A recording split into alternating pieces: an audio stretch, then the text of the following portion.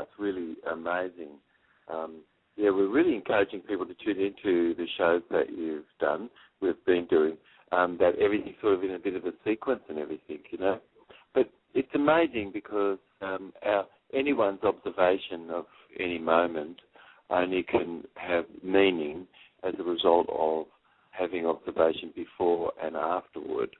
And when people make decisions about things,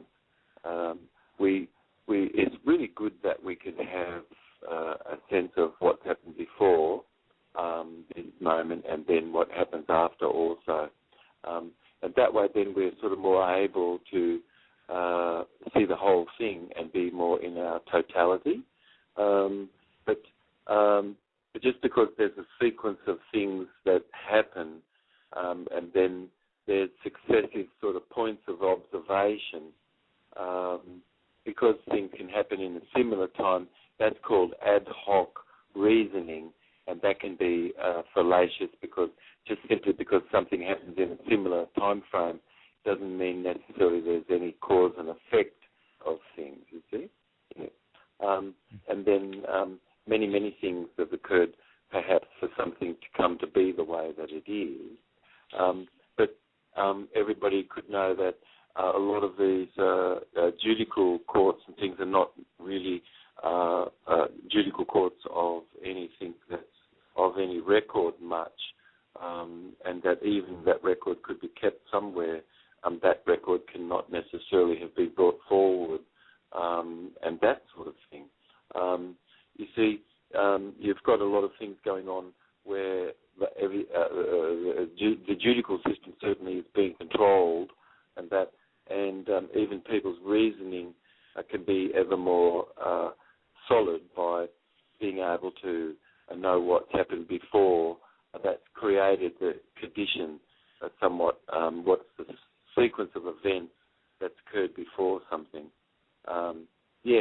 So when somebody could witness something occurring, you could only know that it's a pattern if you could see it happen twice. And once you've seen it happen twice, well, then you can really know that that's a pattern. Yeah. But just neither sequencing nor sort of any happenedness, just happening on any successive points of observation in our mind. It's sort of like an imaginary time scale. But reality really is not this, that, now, nor then. All of that is sort of just equivalent to mental mentation and things. But and thinking. Childhood trauma is really one of the major conditions of mood and anxiety disorders, as we've been talking about. And epidemiological studies do show that early adverse experiences and things that children have really do cause an increased risk of depression and people feeling that they're other than powerful inside, and also like feeling overwhelmed. So when somebody lets a breath out, like they'll go, oh, like that, that is sort of like internal dialogue is underneath that. And we can touch our lips, and then that sort of causes us to be soothed and smoothed. And these are all things that we do, which are accessing cues. And we can touch our lips, and that is an auditory sort of nature and things. And there could be a lot of internal dialogue going on and chatter. And that chatter, it really is not eye awareness as it can be. But that all childhood traumas and things that's locked before a person could really be able to reason can have be sort of a deeper, more and more recessed sort ofness. And then persistent sensitization of the central nervous system can have been going on, where sympathetic nervous system was stimulated to fear, flight, fright, fight, sort of underneath everything. and that can have been a feeling state that can have been anchored and then continuously been reminded of as a result of all sorts of thought process and things. So early life stress really is equivalent to the induction of more long-lived hyperactive and hypoactive, meaning hyperactive meaning excessive and hypo meaning not enough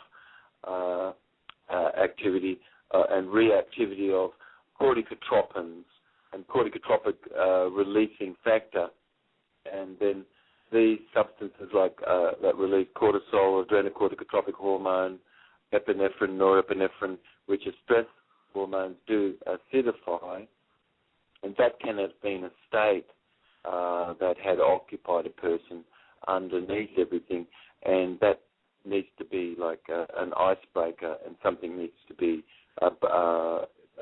stopped, and a new program needs to be fitted in more, which is emptiness of your thinking and relaxedness of your shoulders and this sort of thing, and more, of course. But child mistreatment kind of all of those cases at the moment.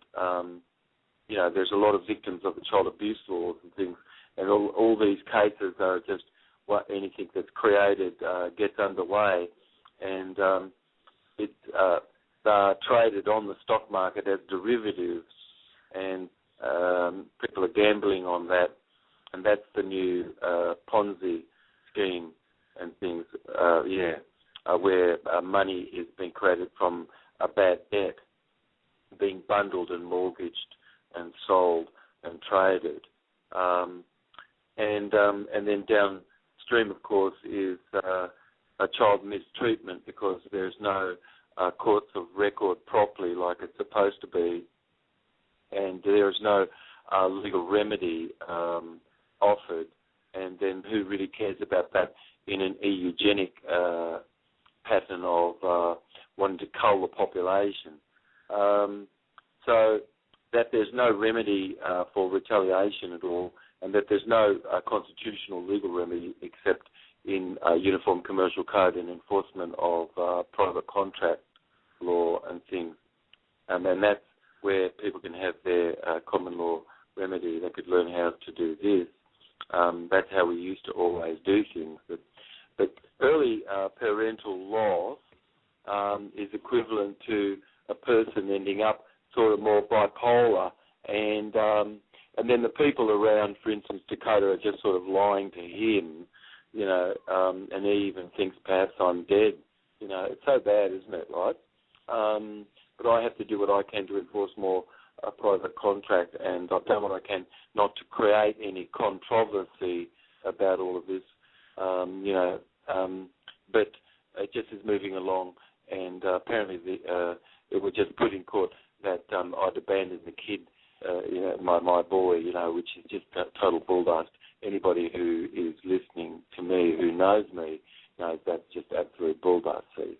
But it's people who have no knowledge, and ethne is broken, and then the only person who really is giving information is somebody who really has a bent.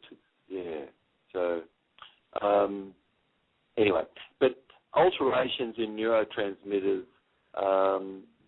systems certainly have a greater increased response of stress, and certainly child mistreatment and that sort of thing, and then all of this being traded on the stock market really ends up, as we're sort of saying, more in a bipolar type of conditions and things.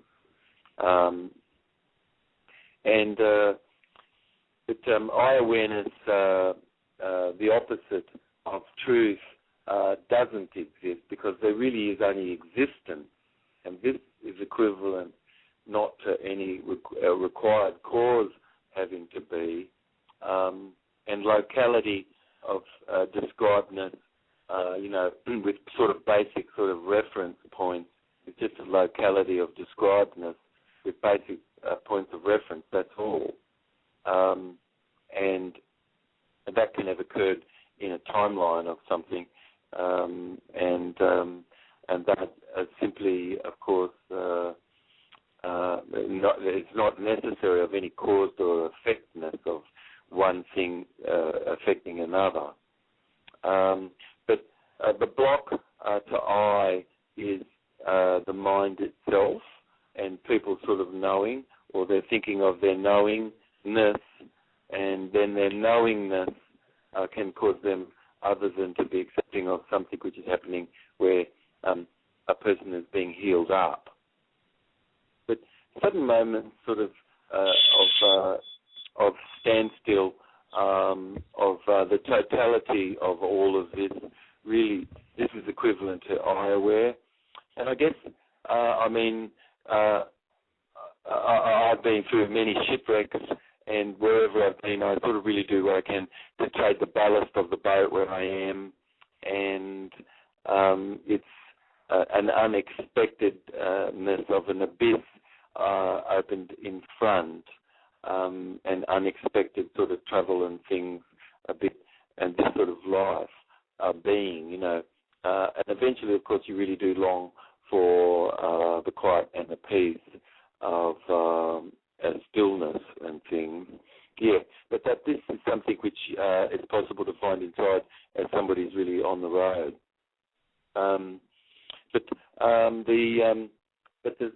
The reality excludes non-reality, and so that non-reality is not an opposite of reality at all. Reality completely excludes what is not real. But the keys, good keys to remember in high awareness, is that craving really is a center of delusion, and where persons can be not whole in themselves, that can have created craving, and that even thinking itself, which wasn't rational, can have been state-specific with aversion.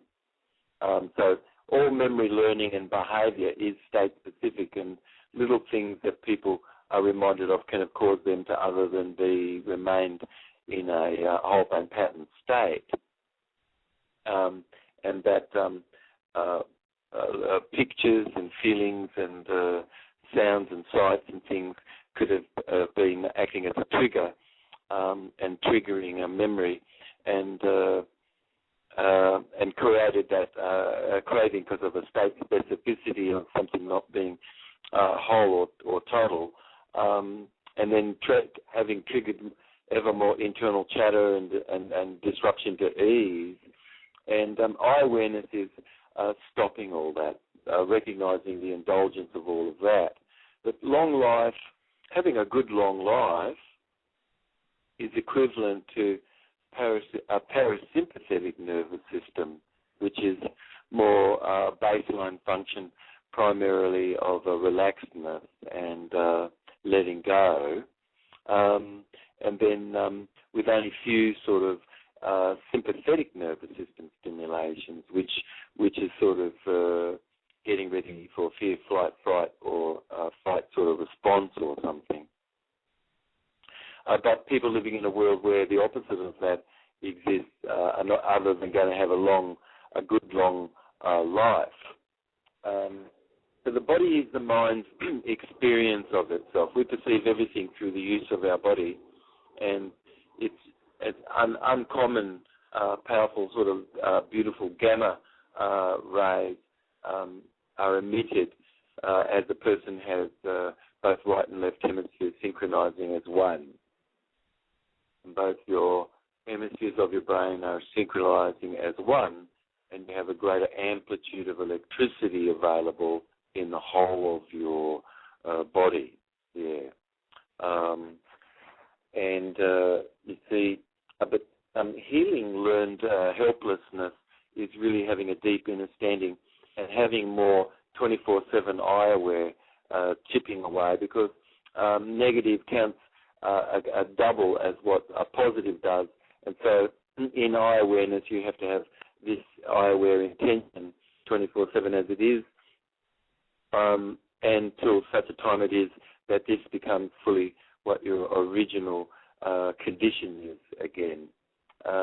But the causes of that sufferedness is sort of really all sorts of inherent contradictions in thinking process. So, for instance, if someone knows that they have to get rid of the belly, they can have conversations about being afraid of losing weight, or they could be losing all the fat weight round their neck and losing their chicken neck or something, and they could be concerned that their face doesn't look as fat or puffy, and they're losing the fat underneath their skin, and their face is looking younger again. And they have all sorts of things to throw in there to tell you that people around them who are fat and old or whatever, and the person who's healing up is apparently losing weight, they're losing too much weight or something, or the person will say that they won't notice that they have a huge belly still, but it's being reduced, but they'll be really, really concerned that they have to buy new clothes and things. So the pattern of somebody who's doing that is extremely indulgent, and they are indulging in things all the time, which is not uncommon, is it? People are sabotaging themselves with all sorts of thinking, which doesn't really help anybody at all, or they could just be going over the same thing over and over and over again and not necessarily be able to exit.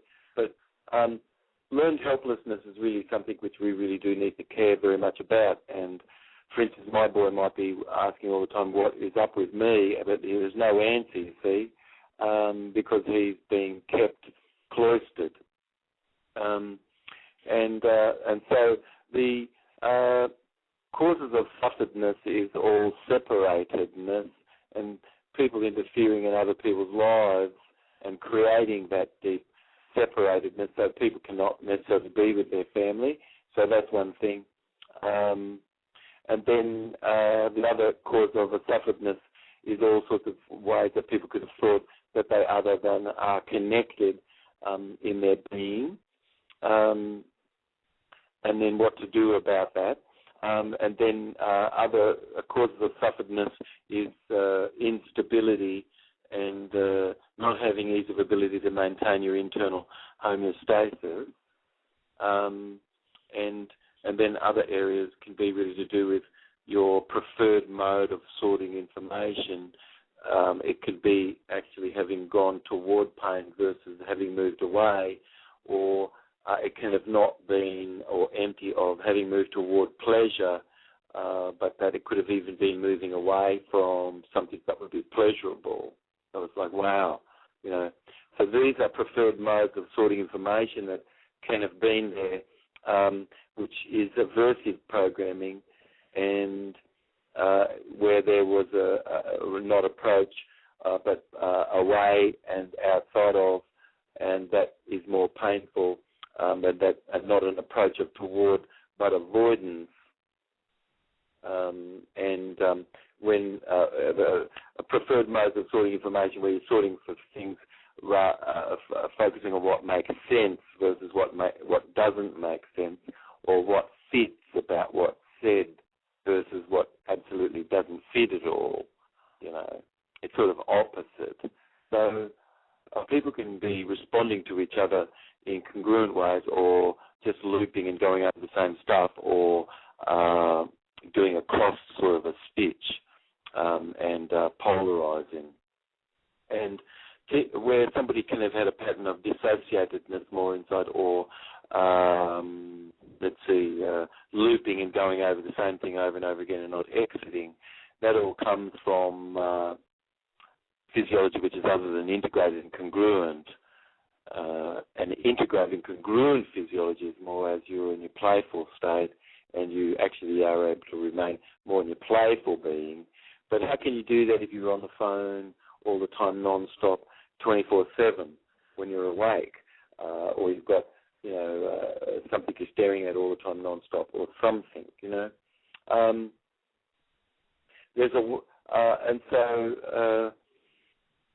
We can be relaxed of our shoulders and relaxed of our tummy. We can empty out our thinking, and we can focus on how we are powerful to get things done, and we can be allowing to observe, to see things unfold, and we can be focused on more eye awareness, being aware that there's a lot of learned helplessness where people have turned off. They haven't. They're not really necessarily focused on what they could do, Lukey. Yeah, what we can do. But worrying of the future and regretting of the past, and being in worrying of the future or regretting of the past is equivalent to really sort of blame. And I mean, even if you do what you can not to, it's sort of like just blame, and it's blame and present sort of obstructedness or timeless obstructedness, and it's a blame present constructed in the brain when people are focused on a worry of the future or a regret of the past. So wherever that is would have been the response, somebody's response to things going on, that can have other than been in eye awareness.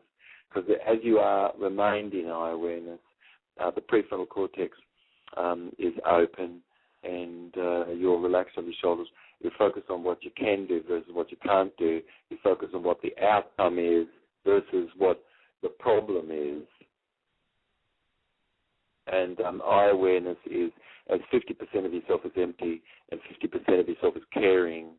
And this 50% of yourself is this invisible being, of your unborn self, an uncreated self fully, which is part of yourself, you know. And this is eternal, and this is the seed of I, and then M is centering around that, and M slowing down in its vibration, and this is the body, and the body is caring, and you're caring, and this is it. That's all. I am is equivalent to God, and otherwise there is no knowledge of knowing of nothing. It doesn't have to be. It just you can be simply empty of yourself. We could be always having the heart guide the tongue. But worrying of the future and regret of the past, and having been that way, can have just been a bit of an indulgence. One needs to look at that and clear it away and reduce it and chip it away to be reduced to nothing. But to be in eye awareness, you have to really be in your prefrontal cortex, and you only are in your prefrontal cortex as you have interest, and you are in your interest in being in your interest, and having in your pleasure and care of your pleasure, and remain more in this state. And this is an outward lived meditation, because this allows you to be more remained in your prefrontal cortex area, and the neurology and the neurological research that I did at New York University shows this really clearly in qualitative research in the 80s and 90s. But as the person remains more in virtue and what's virtuous and mindfulness, getting things done which is put in front of you for the sake of it and not for something else, this is what mindfulness is. And wisdom is being able to say no to harmful things. We're able to be in our frontal cortex. But if we're hiding from all virtue, or we cannot be too mindful, or we really aren't being of any wisdom, typically that's state specificity of amygdala, tegmentum, and aversive programming in the brain. But as one is living in eye awareness, Lukey, we're living in integrity, and it's a real cooling of any fire, of any hatedness or any greed, that it's possible really for someone in this state to really be able to see through what would have been confused, to know what to do where one is, and having knowledge as to what to do versus not knowing is really liberating, and having a deeper understanding of what to do to go forward, where one is, or what one has to do,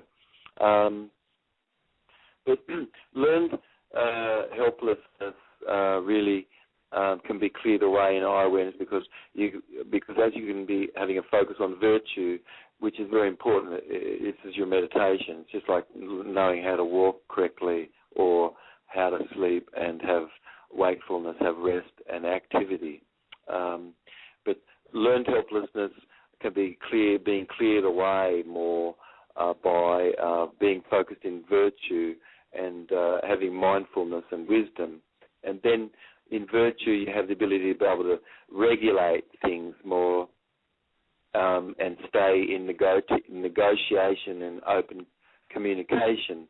And as you're mindful, getting things done for its sake and not for something else, learning can really be occurring because you're so open and everything. And then it's possible to be able to say no to harmful things because learning has occurred, and we have a better ability to be able to have selectivity and coming from choice. I wonder if it's possible maybe as modal operators of possibility in front of things said versus you must, you will, you can't, you won't, don't, try, and but, and things. But we were one, and then we can have been two, and it's possible for a person to feel themselves coming back into one again inside, and take time for this to be happening. But once a child, you were really once a child worthy of care and beauty, and you still are. This is true today. What's true today that you once were, which you still are, is what's best is for this little person.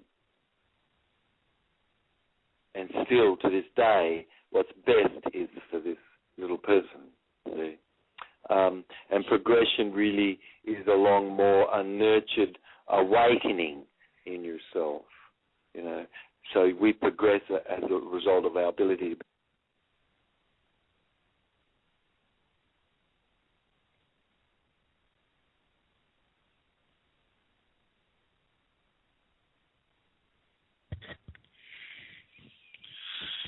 It seems that Dr. Job is not on mute. You know, it's possible that he was you done. There, mate? Oh, there you are. Hey. You there? You're Can you hear me? Yes. Oh, I don't know how far where we went then. It was only like 10 seconds. Oh, well, the world sort of really is on the edge of a razor on the outside of itself. And when people are focused out there thinking they could get something done, it may not happen at all. You have to really take charge and take action where you are. But if you could be relied, perhaps somebody else might do that. I don't know, but it can. But in eye awareness, you're equivalent to this beautiful Olympic athlete in your mind, and the body is the mind's experience of itself. We perceive everything through the use of our body and how relaxed, how quiet, how much we care for our body and our children and ourselves and as the people of the earth.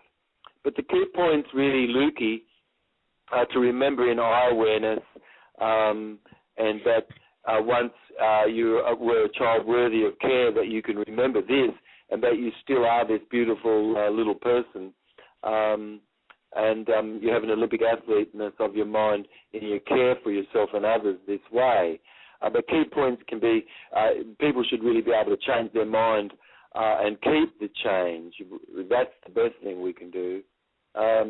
We should have ease of ability to be able to use our own thought only, and for this thought to be positive and beneficial, to be truthful, mutually beneficial.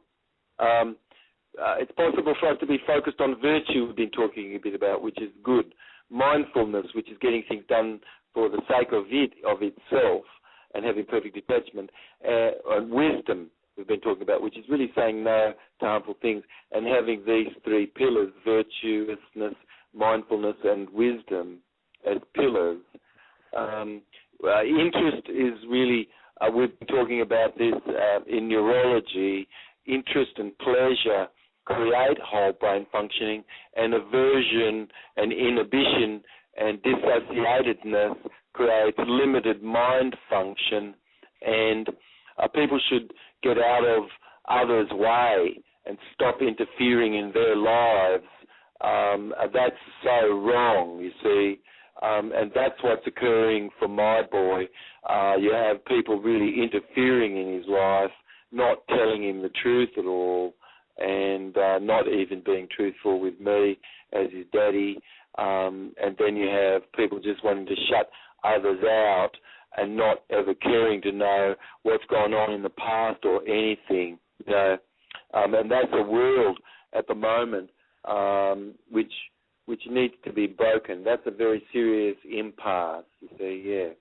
But learned helplessness really is looking at faces that you can see around you wherever you are, and I think that I could see faces that are tired, faces that care for relief, you know. I can see faces of hope, but I can see faces of strain and disappointment painted on the faces of people, of worriedness, frustratedness, sorrow and grief, and then even the faces of our candidates before us masked and not a real playfulness at all, actually. So, gee, what a shame, eh? But learned helplessness really is very important because people are not necessarily helping themselves. And you, where you are, you can see chaos around you. You should take charge. That's so very important. And I'm giving you permission really to take charge, you know, where somebody isn't in charge, you know. But you think that perhaps the world is sophisticated out there, and it's not. And you have this deep sophistication inside. Yeah.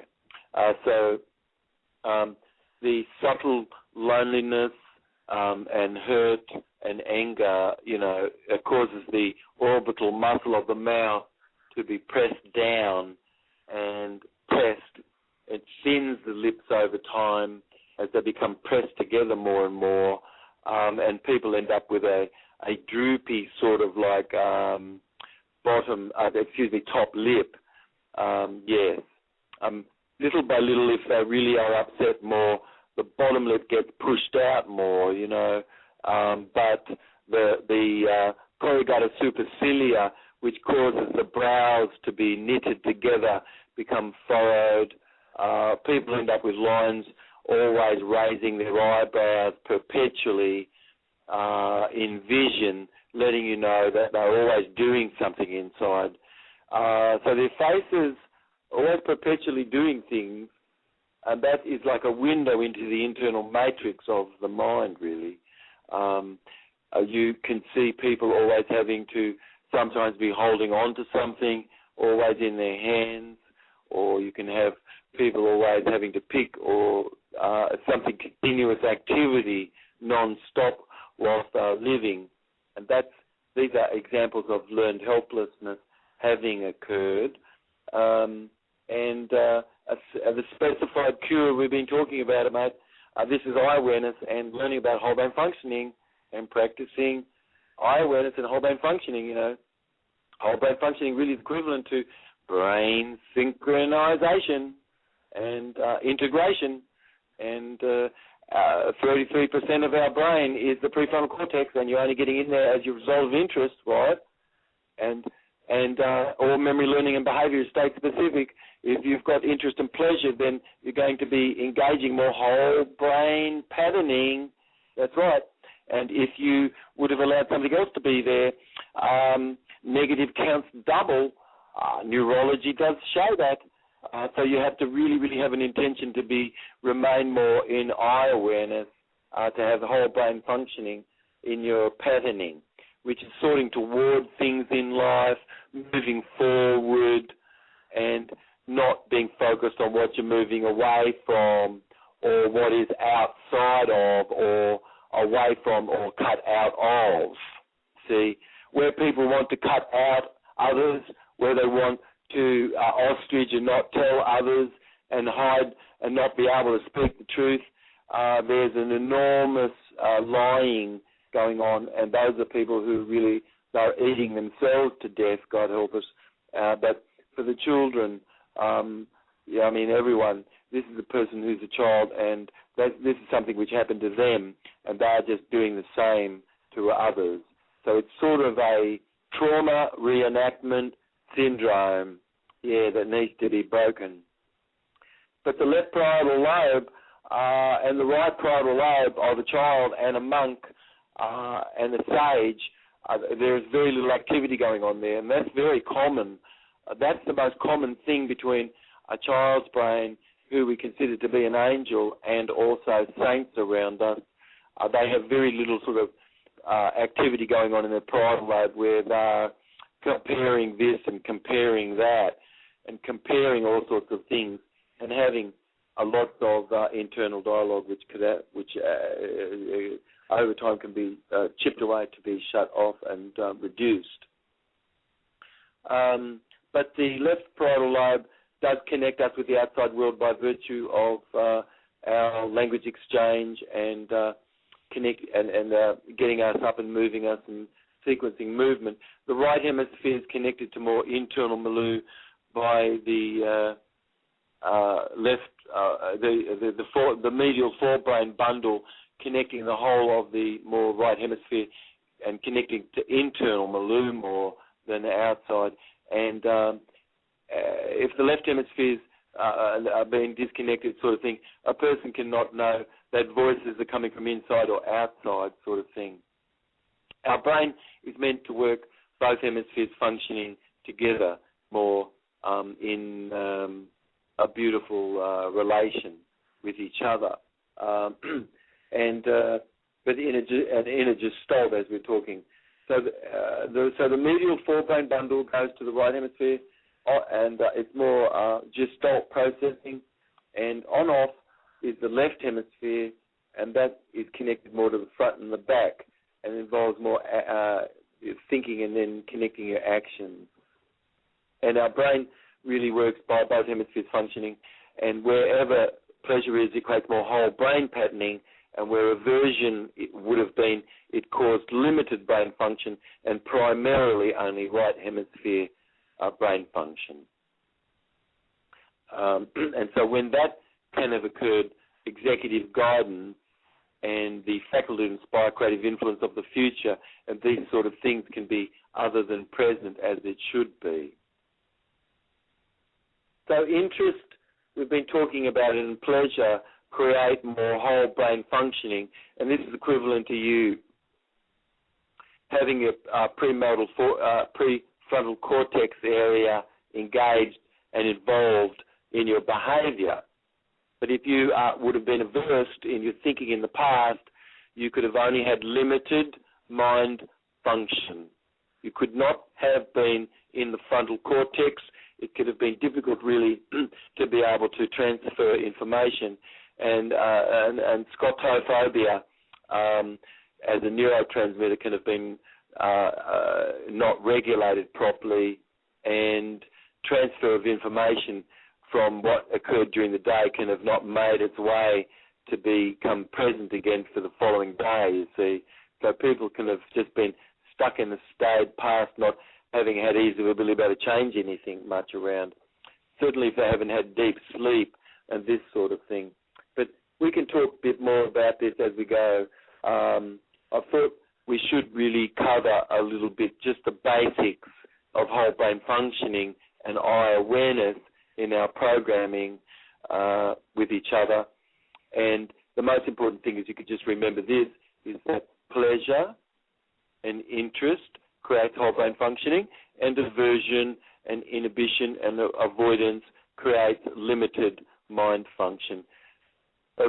Pleasure stimulates the septal region, stimulates the frontal cortex and the whole of the brain, and aversion causes limited mind function, stimulating the amygdala and tegmentum, and that kind of neurologically inhibited the septal region, causing no limbic emotional area connected to the frontal cortex, which is involved in planning and sequencing things. to be able to be involved in your plan and sequencing things, you have to feel pleasure and interest in yourself, and this is your playful self, and this is our original condition. Human beings are not designed to be put upon as people are doing to each other, and it's a very, very serious problem right now, and as it is even happening to my child Dakota, and I feel it's happening to you, and you to me, I feel as precious as I do my own son. Wherever interest and pleasure is, it creates whole brain functioning, and you've got your prefrontal cortex working nicely, beautiful, and you're in whole brain patterning, lovely. But where there was threat in the past, or where there could have been some sort of threat arisen, you could be aware. Eye awareness can be there now more, because why not have the whole of yourself versus having been indulgent, and that any threat, as you do know this, that can have been equivalent to sort of like a first viscerally to be satiated and satisfied, and that's equivalent to you wanting to stop something like that. Could be rejectedness or something, and something could be real about that. But how much do you do about that, and how much can you have triggered 10,000 times something afterward, even something that you imagined in the beginning? So the prefrontal cortex is perpetually supposed to be, as in your health, getting updated with information 8 to 10 times every second.